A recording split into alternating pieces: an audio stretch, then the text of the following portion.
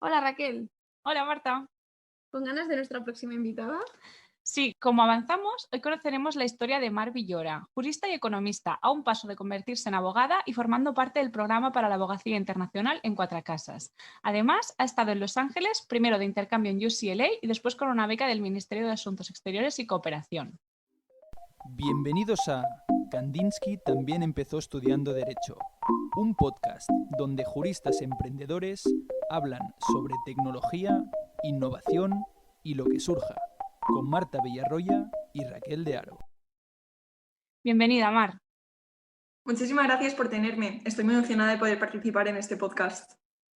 Jolín, y nosotras de contar con tu experiencia, hablaremos de muchos temas y ya tengo muchas ganas. Así que, bueno, empezamos. Háblanos un poco, ¿no? De cuando decidiste estudiar el doble grado. ¿Por qué? Vale, pues realmente yo soy de Valencia, entonces en Valencia tampoco hay mucha cultura de salir de la ciudad. Todos mis amigos y toda la gente con la que iba al instituto se quedaron a estudiar en la Universidad de Valencia. Pero en la Universidad de Valencia solo está el doble grado de Derecho y ADE. Inicialmente yo quería estudiar Economía, pero finalmente acabé haciendo ADE igualmente. No obstante, me decidí por la Pompeu porque es la universidad de España que ofrece más oportunidades de internacionalización. Es la que tiene más convenios que me podrían ayudar a ir a estudiar al extranjero un tiempo. Es decir, tú siempre has tenido muy claro que querías irte fuera, ¿no? Sí, siempre me ha gustado mucho viajar y la verdad es que esa era una de las inquietudes que he tenido siempre. Me hace bastante gracia la idea de elegir la Pompeu porque tiene el doble grado de Economía y Derecho, ya es bastante recurrente, incluso en mi caso, también elegí la Pompeu por esto y también acabé haciendo ADE.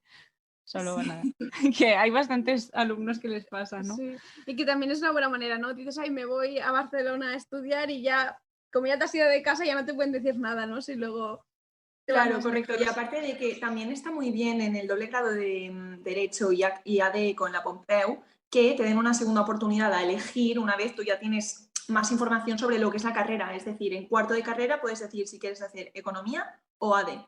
Lo que es increíble porque cuando tienes 17 años tienes una idea más o menos de lo que quieres hacer, pero no lo tienes tan claro, no puedes hacer una decisión tan informada. Y la elección del Erasmus o del intercambio, ¿lo tenías claro que te querías ir a UCLA o...? Sí, bueno, la verdad es que yo tenía muy claro que quería irme a Estados Unidos. Me llamaba mucho y la verdad es que tenía muchas ganas de ir.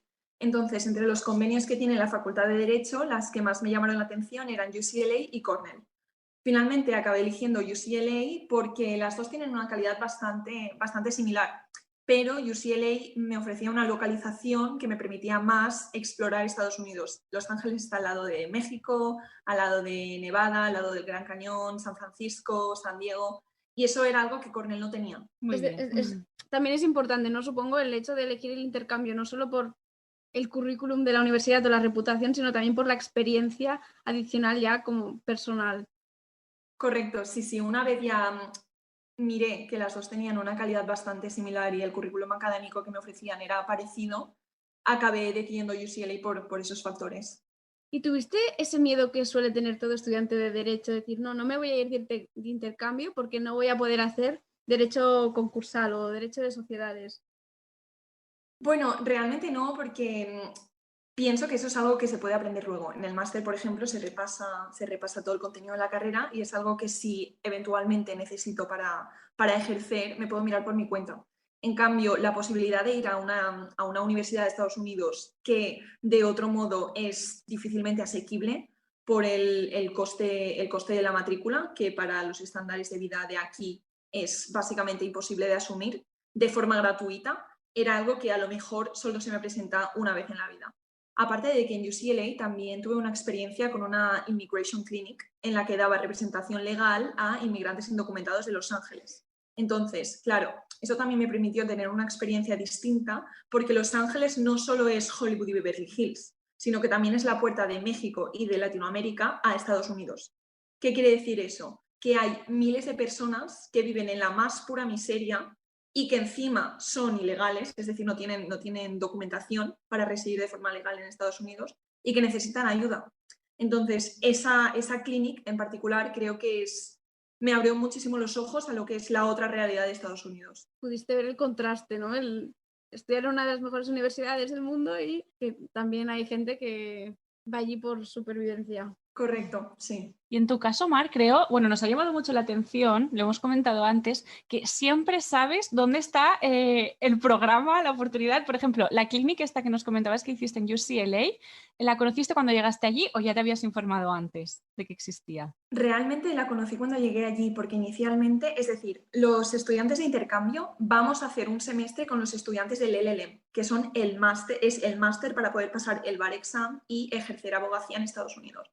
¿Qué pasa? Que entonces, como nosotros no pagamos tuition, hay algunas asignaturas que tenemos vetadas. Inicialmente pensaba que las clinics también estaban vetadas. Lo único es que en esta clínica en particular necesitaba una gente que hablara castellano, porque la mayoría de inmigrantes no hablan inglés. Entonces, claro, una vez se presentó la opción allí y nos enviaron un correo diciendo necesitamos a gente que hable castellano para esta clínica, haremos excepción para los estudiantes de intercambio, yo pensé, esta es la oportunidad. Y por tanto es cuando decidí aplicar y bueno, pues me cogieron y fue una experiencia increíble. Sí, es que creo que al final es eso, estás siempre en todas las oportunidades allí, ¿no? Y sabes cuándo hay que hacer cada cosa. Y bueno, para mí eso es algo que te define y por eso siempre pues, te he admirado en ese sentido. Sí, porque por ejemplo también la beca MAE del Ministerio de Asuntos Exteriores y Cooperación de España, ¿cómo la descubriste? Sí, bueno, básicamente la Pompeu Fabra la verdad es que una de las cosas más positivas que tiene es que tiene un campus trabajo en el que semanalmente o incluso cada menos tiempo hacen actualizaciones y envían a los estudiantes correos con las diferentes posibilidades de prácticas para el verano, incluso prácticas que se pueden compaginar en la carrera. Existen. Entonces yo vi que existía la posibilidad de ir a hacer 3 meses en el Consulado de Los Ángeles y por eso me pareció muy interesante y apliqué a través de la universidad. ¿Y te pedían algún requisito de idioma, de inglés? Es decir, algún nivel determinado. Sí, un requisito de idioma de B2 era mínimo, lo único es que todos los que fuimos allá teníamos más de un B2 Vale. y también contaba adicionalmente si tenías algún otro. ¿El proceso de selección cómo es? Sí, no hay proceso de entrevista y de hecho es un proceso bastante más sencillo de que otros, como por ejemplo para despachos de abogados. En primer lugar, la primera fase del proceso consiste en que tu universidad te tiene que seleccionar como candidato para la plaza concreta a la que tú has aplicado. Es decir, tú puedes aplicar a prácticamente todos los consulados o embajadas del mundo. Y entonces, en función de eso, toda la gente de la universidad que aplica a esa plaza se selecciona a uno. Y esa persona, digamos que va a la fase final y compite contra todos los candidatos de todas las universidades que tienen convenio y finalmente se selecciona a tantos como plazas haya, es decir, 3, 4 o 5 máximo. Al final, bueno, es también competitivo, supongo que son unas becas que pide mucha gente, ¿no? Sí, inicialmente sí que creo que las pide bastante gente. Pero bueno, como hay tantas destinaciones, realmente también depende de los intereses de la gente, dónde quiera ir, etc. ¿Y cuánto dura este proceso de selección? ¿O es variable? Creo que duró entre un mes o un mes y medio, pero realmente tú envías la candidatura y posteriormente te contactan diciendo si has pasado dicha ronda o no. Y luego, si pasas a la ronda estatal, también te dicen si la has pasado o no y ya está. Así que realmente no es tan complicado como parece, o como, por ejemplo, el proceso de selección de Garrigues, Uría Menéndez, Cuatricasas, son muchísimo más costosos. Y en cuanto a las condiciones laborales, bueno, de las prácticas, ¿es jornada completa, lunes a viernes, algún tipo de retribución? ¿O Sí, simplemente... la jornada es completa, es decir, trabajas desde las 8 de la mañana hasta las 3:30. Lo único es que el horario es muy distinto al de España, es decir, aquí tenemos mucho tiempo más para comer y por tanto acabas más tarde, normalmente a las 7. ¿Qué pasa? Que al acabar a las 3, eso también te permite explorar la ciudad, irte de viajes, etcétera, por lo que no te consume todo el día. Y sí que es de lunes a viernes, lo único es que te ofrecen bastante flexibilidad. El cónsul general del lugar en el que estés es el jefe de recursos humanos y por tanto, si tú algún día tienes algún plan, quieres hacer algún viaje y se lo comentas y dices, mira, me gustaría irme aquí o allá, te pueden dar días libres. De hecho, pasa bastante normalmente. ¿Dónde te fuiste tú? ¿En alguna escapadita? ¿Dónde fuiste? Sí, la verdad es que yo viajé bastante. Me fui a San Francisco, me fui a Big Bear, que está en las montañas de California. Fui a San Diego también, pasé un día a Tijuana. La verdad es que muy bien, me gustó mucho. No, es importante también, ¿no? Porque sabes que te va a dar flexibilidad, que no vas a estar solo trabajando, vas a poder ver más. Correcto. Y lo que está muy bien también de estas becas es que te subvencionan todo el proceso del visado. Es decir, tú vas con una visa diplomática. ¿Qué quiere decir eso? Que tienes todas las prerrogativas diplomáticas, te saltas colas en los aeropuertos, te dan prioridad para todo.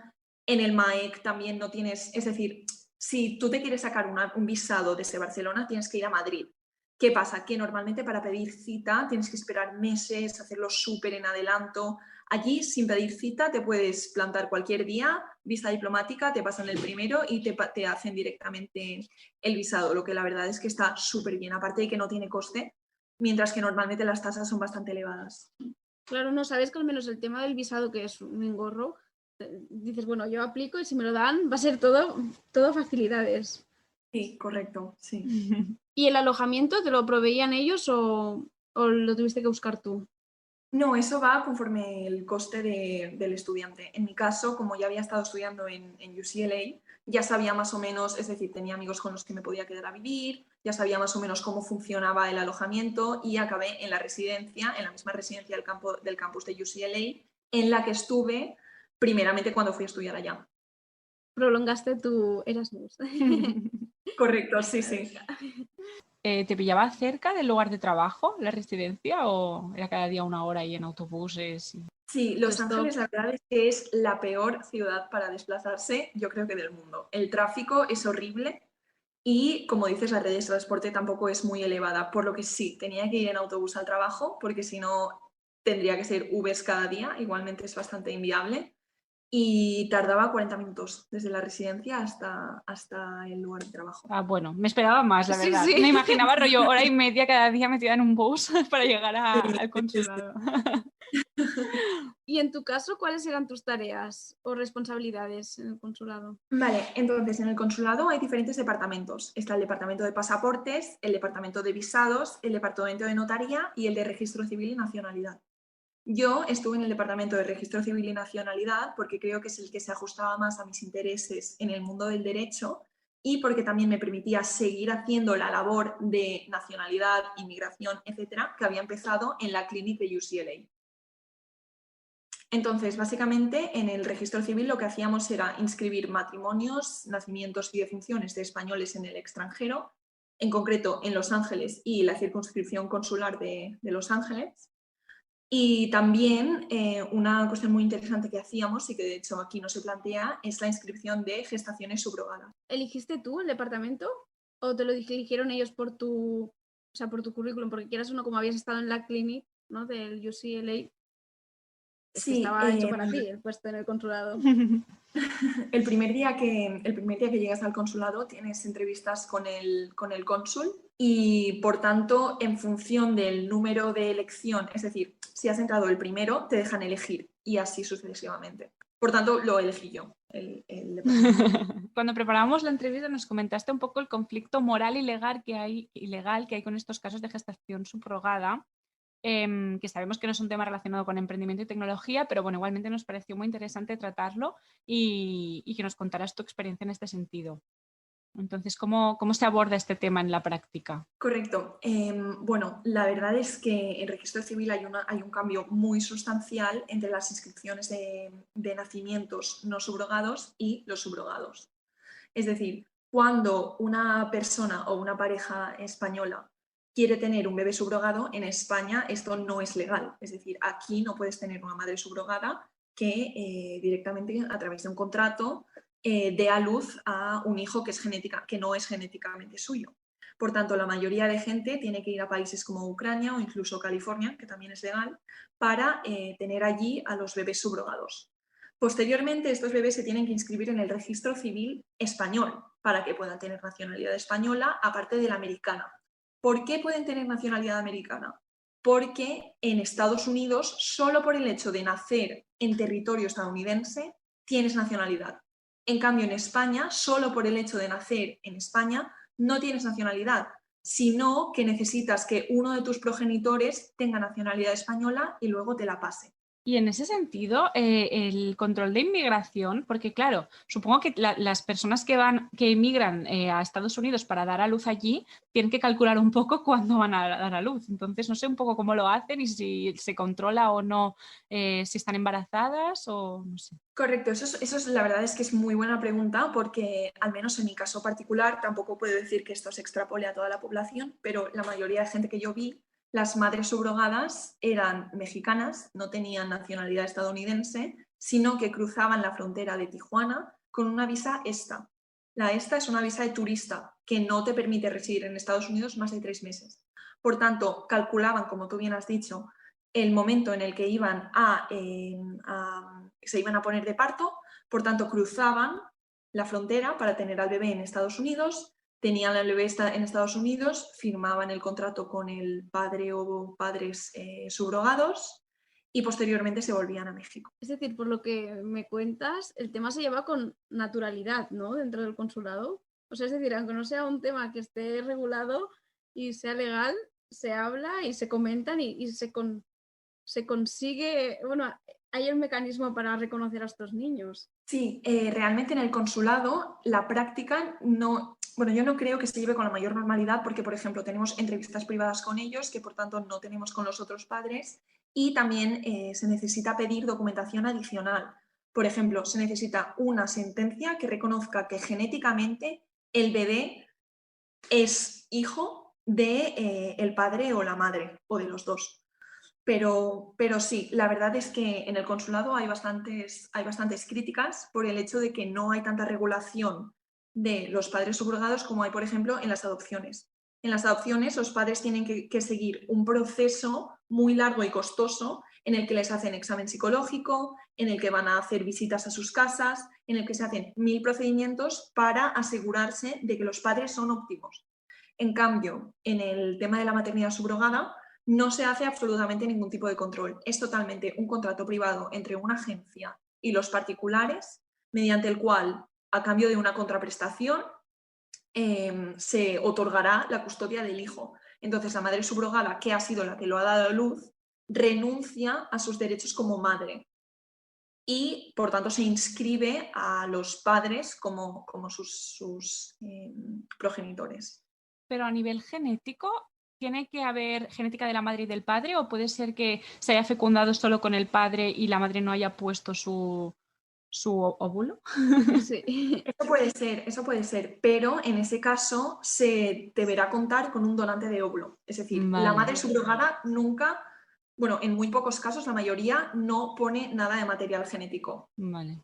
Pero la fecundación, entonces, ¿cómo la hacen? ¿Tienen que hacer 2 viajes los padres españoles en este caso? Uno para hacer la donación del semen y otro para después cuando la madre da a luz? ¿O? Correcto, sí. La mayoría de veces o bien la donación de material genético por parte de los padres se realiza en España o la mayoría de veces en Cancún. Porque como las madres subrogadas son mexicanas, los padres hacen primero un viaje a Cancún, donde se encuentran la mayoría de laboratorios, allí se fecundan una probeta el embrión y luego posteriormente vuelven a España y vuelven a Estados Unidos para cuando nazca el bebé. Ostras. Claro, porque la gestación subrogada no deja de ser una técnica de reproducción asistida. No puedo tener un hijo, quiero que tenga mi mismo material genético, necesito a alguien que, bueno, o que ponga de su parte. Correcto. De hecho, la mayoría de veces es un procedimiento muy costoso. El precio medio que cuesta tener un bebé subrogado en España son $300.000. Entonces, claro, como sabéis, la mayoría de gente aquí no se lo puede permitir. Pero la mayoría cogen una hipoteca o lo que sea sobre su casa para poder pagar el bebé y luego dependen de las prestaciones de paternidad, maternidad, etcétera, que se dan para poder devolver la hipoteca. ¿A qué te refieres con prestación de paternidad y maternidad? Las subvenciones, es decir, cuando nace el bebé subrogado tiene los mismos derechos que un bebé no subrogado. Vale. Y por tanto tienes las prestaciones de maternidad, paternidad, etcétera, para evitar la indefensión del bebé. ¿Y ha habido casos en los que no se ha llegado a reconocer al bebé? En el consulado de Los Ángeles, cuando yo he estado allí, no. En todos los casos se ha realizado la inscripción, pero sí que es cierto que en algunos casos, cuando los funcionarios del consulado han detectado que a lo mejor la persona no tenía los requisitos suficientes para ejercer la paternidad de forma adecuada, sí que han tenido que contactar con servicios sociales para que hagan un seguimiento en España. Es decir, en un primer término sí que se les concede el permiso de llevarse a su hijo a España y después se hace un seguimiento desde aquí de la evolución del hijo y de la situación familiar, ¿no? ¿Entiendo? Correcto, pero no siempre se hace el seguimiento, No, solo claro. cuando estrictamente se contacta con servicios sociales porque se ve alguna red flag en la persona. ¿También se habla con la madre gestante? Sí, la madre gestante también tiene que acudir al consulado porque se realizan 2 inscripciones diferentes. Una con la madre gestante, en la cual se inscribe el niño, y después esa inscripción se cancela y se hace una segunda, porque la madre renuncia a sus derechos de maternidad, se hace una segunda inscripción con los padres biológicos, digamos, los no subrogados. Y esa es la inscripción de nacimiento del bebé que consta. Por tanto, el bebé ni nadie nunca tendrá acceso a la inscripción cancelada, porque también eso depende pues, de la intimidad del bebé, de los padres, etc. Nunca nadie tendrá acceso, pero la inscripción cancelada con la madre subrogada está en el registro civil. Y el niño, cuando alcance la mayoría de edad, ¿podría consultar el registro? Supongo que sí. No he visto ningún caso de ningún bebé subrogado que haya pasado, porque creo que esto es una directiva que está vigente desde 2010. Sí. Pero interpreto que con un interés legítimo sí que podría acceder a la inscripción cancelada. ¿Y el perfil de la madre gestante? ¿Nos podrías hablar un poco de su situación y demás? Bueno, la verdad es que yo puedo hablar, no sé si mi experiencia es representativa en este caso, porque solo estuve 3 meses y en un sitio muy específico que, como he dicho, es la Puerta de México. Pero todas las madres subrogadas que yo vi para inscribir sus matrimonios, ninguna era estadounidense, todas eran mexicanas, y tampoco querría prejuzgar su condición social, pero como pasaban la mayoría con la ESTA y todas provenían sobre todo de Tijuana, se podría asumir que algunas eran de condición socioeconómica bastante baja. Con excepciones. No sé tampoco tanto de ellas. Claro, exacto. Pero utilizaban realmente la gestación subrogada como un mecanismo para seguir, para vivir, vaya, como... Para sobrevivir, correcto. Por necesidad. ¿Y habéis visto algún caso en el que la madre gestante después no haya querido cancelar esa inscripción? Personalmente no he conocido ninguno, no. Porque claro, en el fondo eso también es un riesgo y si eso pasa, ¿qué pueden hacer los padres adoptivos, por decirlo así? Claro, realmente en el contrato que se firma a priori ya existe una cláusula estableciendo que la madre renunciará a todos sus derechos sobre el bebé. Por tanto, como ese contrato se firma antes, la madre posteriormente en un juzgado no tendría es muy difícil que consiguiera quedarse con el bebé. Vale. ¿El contrato? ¿A qué legislación está sometido? Porque, claro, se lo firma alguien de México, alguien español, y es como que se perfecciona de alguna manera en Estados Unidos y encima la gestación subrogada no es legal en España. No entiendo cómo podemos hacer un contrato sobre algo que no está teóricamente permitido. Claro, el contrato, la jurisdicción a la que se somete es de California, son las leyes del estado de California, las cuales establecen, por ejemplo, que ninguna mujer puede ser madre subrogada a no ser que haya tenido un hijo biológico antes. Por este tema de paternalismo, de si tú no has tenido ningún hijo, no sabes cómo te vas a sentir al respecto y, por tanto, seguramente no podrás prever si eso te va a causar un trauma después de someterte a este proceso. Vale. Es decir, que todas las madres gestantes han tenido un hijo antes, mínimo. Sí. Al menos en California. Sí, exacto. Al menos en California. No sé cómo funciona la legislación de Ucrania. Vale, claro. Es verdad. Jolín, qué interesante, la verdad. Es como un nuevo mundo. Exacto. Quizá no está legalizada, pero ocurre. A efectos prácticos existe, sí. Exacto. Sí. Y eso también tiene que dar que pensar, quizá, ¿no? Que esta regulación está siendo un poco ineficiente, porque al final está más que protegiendo, es desprotegiendo. No lo sé. Exacto. Realmente no sé si el objetivo último de la ley española que prohíbe la gestación subrogada se está cumpliendo. Por tanto, sí, es un poco ineficiente, diría. No, y que al fin y al cabo también llegan a acceder a esa técnica de reproducción asistida a gente con mayor nivel adquisitivo, porque es que si son 600.000 euros, dólares, no todo el mundo puede acceder a ello.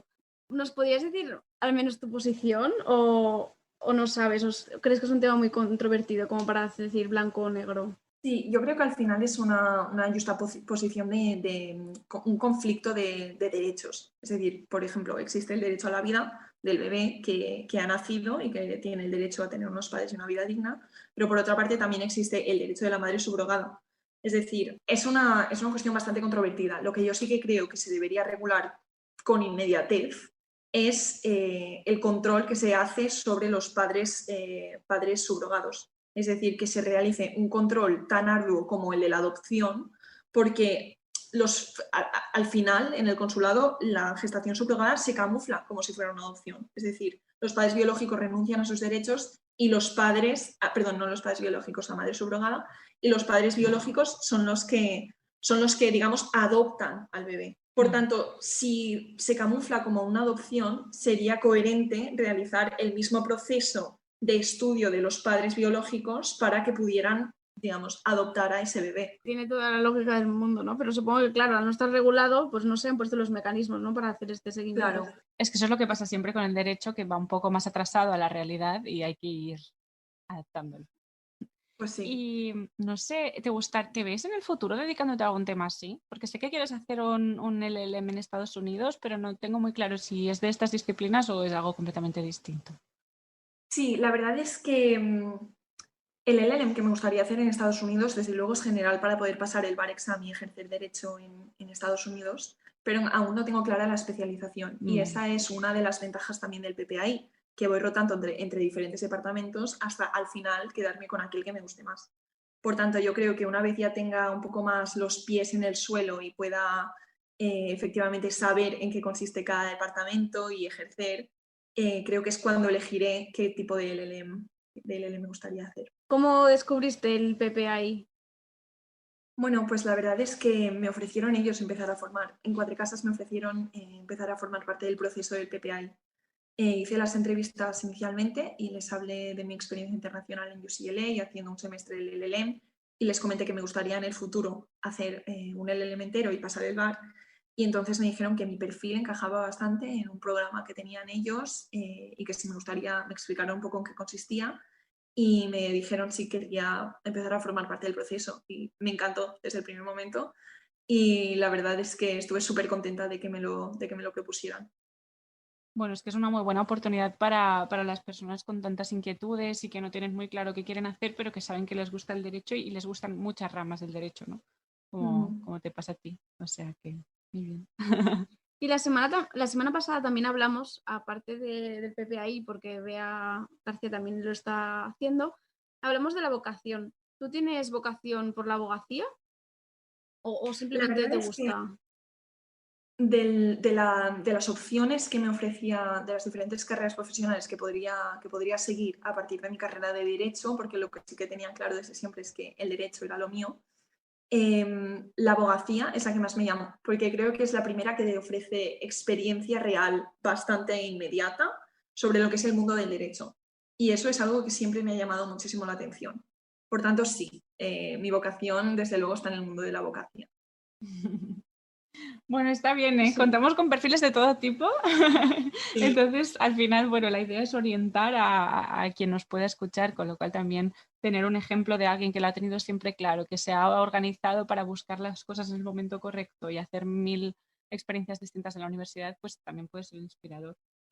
No, y a veces también darte cuenta de que la oportunidad se te dará aunque tú no la busques, ¿no? Tú no buscabas el PPI y al final fuiste a hacer una entrevista de trabajo y te dijeron, oye, tenemos esto. Y es lo que realmente encajaba, ¿no? Con tu perfil y con lo que querías hacer en el futuro. Sí, la verdad es que tuve mucha suerte, sí. Quería preguntarte por tu decisión de dejar, bueno, no dejar, continuar con ADE en vez de continuar con economía, que era la idea que tenías tú. ¿Cómo lidiaste con esa sensación de decir, jolín, yo llegué aquí queriendo hacer economía y al final estoy haciendo otra cosa? El cambio es el adaptarte a tus expectativas, no sé, ¿cómo lo llevaste eso? Sí, bueno, la verdad es que fue una decisión que tomé más o menos de último momento, porque estaba bastante dividida entre las dos. Pero estuve hablando con diferentes personas que estaban en despachos de abogados, etcétera, y la mayoría me recomendaron que hiciera ADE porque me podría favorecer más a mi carrera como abogada por el tema de contabilidad y finanzas, algo que ECO no me podría dar. Aparte de que la carga lectiva de ADE es menor que la de ECO, por lo que me permitiría, primero, centrarme más en el derecho. Y en segundo lugar también buscar actividades extraescolares, aprender idiomas, etcétera, lo que también me parece que enriquece bastante tu currículum. Sí, totalmente. Y hablando de actividades extraescolares, nos has comentado antes que en primero de carrera participaste en un programa de emprendimiento de la Pompeu. ¿Nos podrías contar un poco en qué consiste? ¿Y por qué no decidiste apuntarte? Sí. Vale, en primero de carrera, en el verano, participé en un programa que se llama Ruta Quetzal.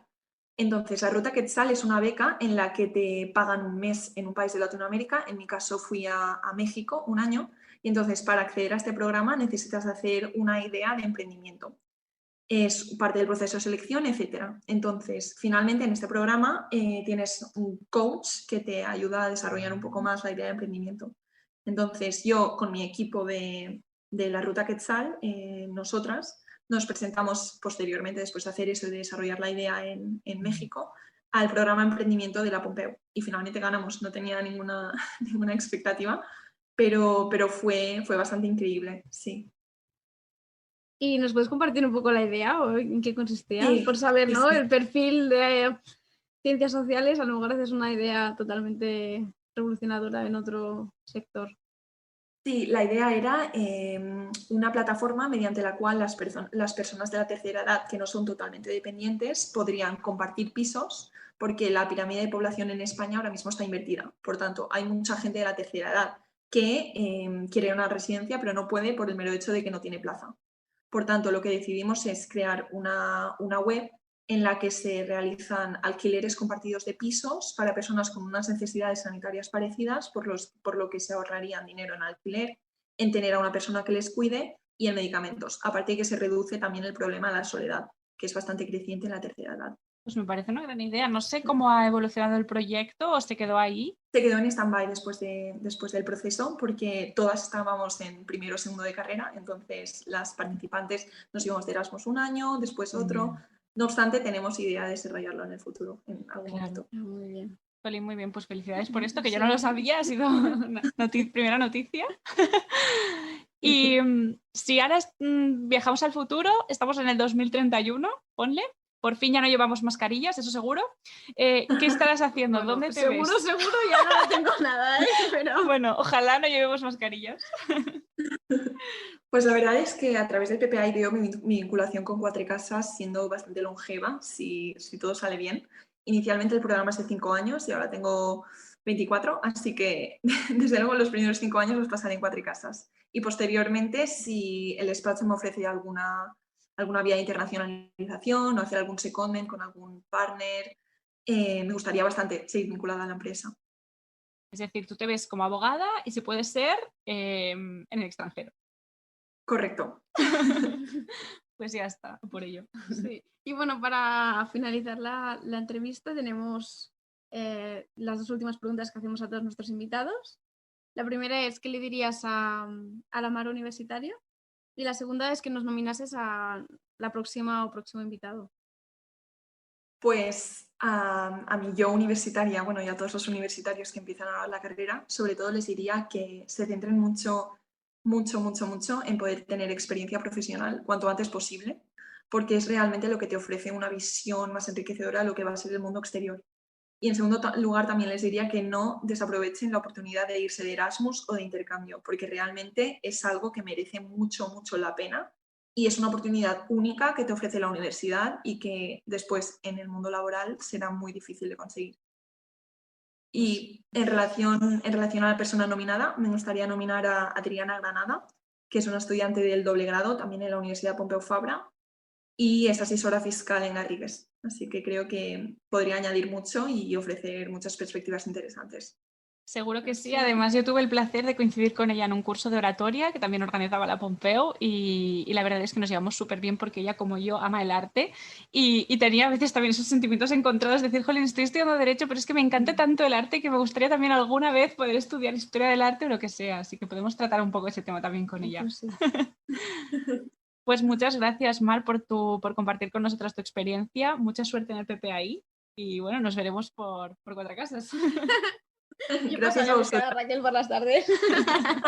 Pues nada, muchísimas gracias por estar aquí con nosotras y compartir tu experiencia y muy diferente y como todo diferente aporta algo y aprendemos todos contigo. Muchas gracias. Gracias a vosotras. Y también decir que hoy estamos de celebración, grabamos nuestro 7º podcast y ya sabéis lo que dicen, que cuando superas el 7º podcast ya nadie te para y aquí estamos.